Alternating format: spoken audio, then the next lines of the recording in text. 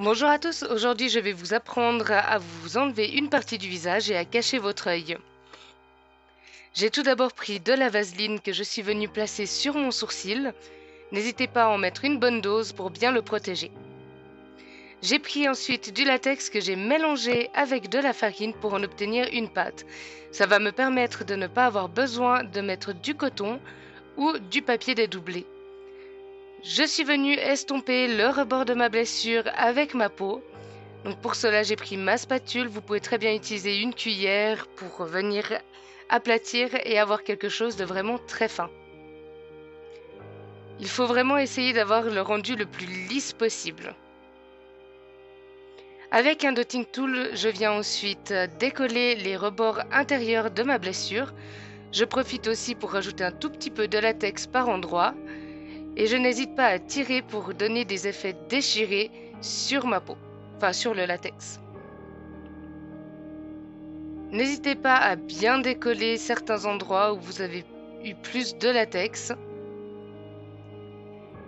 Puis je prends mon fond de teint et je viens en appliquer sur tout l'extérieur de ma blessure avec une éponge.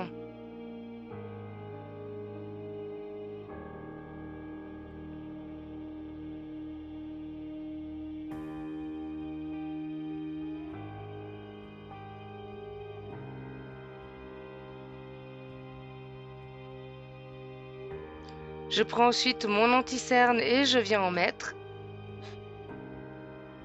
Je l'applique en triangle et j'en rajoute un peu sur le menton. Puis je viens estomper avec mon éponge. Ça va m'apporter un peu plus de lumière à mon visage. Je poudre le tout pour avoir un effet bien mat. Ça sera plus facile pour travailler dessus par la suite. Je prends un fard gras jaune et je viens l'appliquer tout autour de ma blessure, puis je fais la même chose avec un bleu pour donner un effet nécrosé. Puis avec mon doigt, je viens ajouter un peu de rouge pour donner un effet blessé à ma peau. Je prends ensuite une rondelle de coton que je viens coller à l'aide de spirit gum, puis avec mon mélange de latex et de farine, je viens en ajouter par-dessus. C'est à ce moment-là que vous pouvez vous amuser à créer des textures, à faire des creux, des reliefs et vraiment donner un effet de chair à l'intérieur de votre blessure.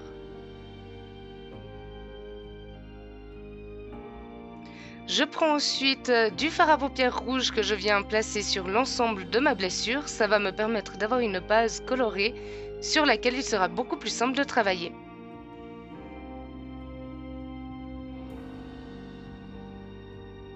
Je prends ensuite du fard gras bordeaux que je viens placer aux endroits où j'ai des creux et sous la peau que j'avais créée au départ.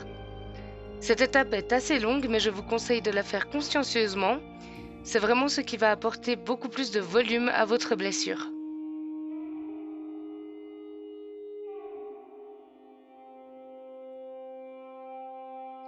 Je tapote très légèrement un peu de bordeaux autour de ma blessure. Puis je rajoute un peu de bleu et je viens tapoter avec mon doigt pour accentuer l'effet de nécrose. J'ai ajouté une petite touche féminine en ajoutant un peu de fard gras bordeaux en rouge à lèvres. Puis avec du fard gras noir, je suis revenue à l'intérieur très légèrement pour accentuer encore plus les creux.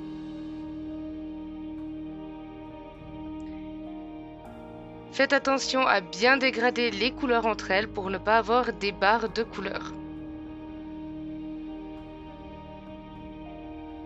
Puis j'ai pris mon fard gras jaune et je suis venue en ajouter aux endroits où j'avais plus de volume.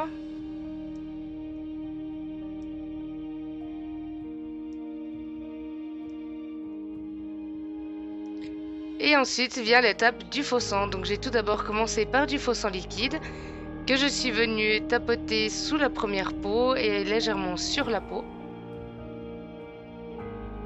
Donc toujours sur mon latex, je dépasse un tout petit peu. Ayez la main légère avec le faux sang parce que si vous en mettez trop, on ne verra plus le travail que vous avez fait.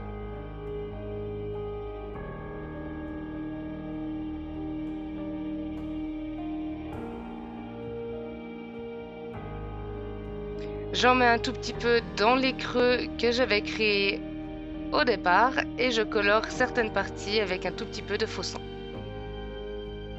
J'en mets vraiment une couche très très fine. Puis je prends du sang coagulé, donc c'est un sang qui est beaucoup plus épais. Et là, je vais de nouveau m'amuser à en ajouter dans les creux. Faites attention, celui-ci tire des fils, donc c'est pas forcément facile de travailler avec.